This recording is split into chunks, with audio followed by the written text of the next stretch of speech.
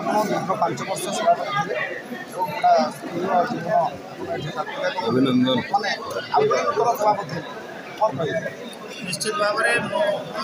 अत्यंत उत्साहित अच्छी जे 5 वर्ष पर पुणी दल सांगठनिक प्रक्रिया आज नूतन सभापति भाव में श्रीजुक्त शशांक शेखर सेठी दायित्व ग्रहण कर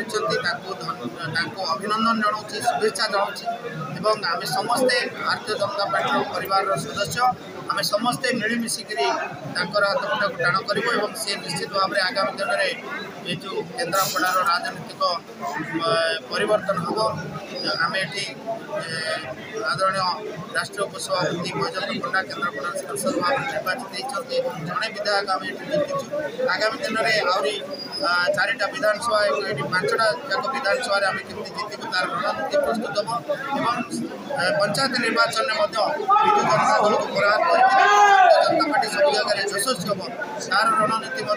प्रस्तुत आरंभ हो शशांक शेखर सेठीर दक्षता रही आज नाम को राज्य और राष्ट्र नेतृत्व समस्ते स्वीकृति प्रदान कर समस्त को बहुत बहुत धन्यवाद फोन करे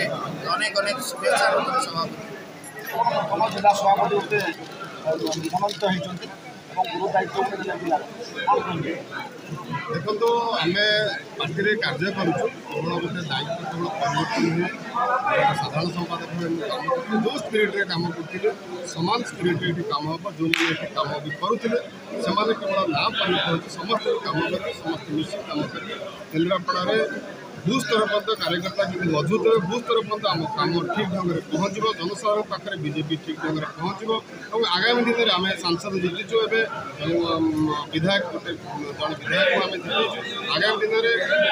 संपूर्ण जिला परिषद संपूर्ण सरपंच संपूर्ण समिति संपूर्ण ब्लॉक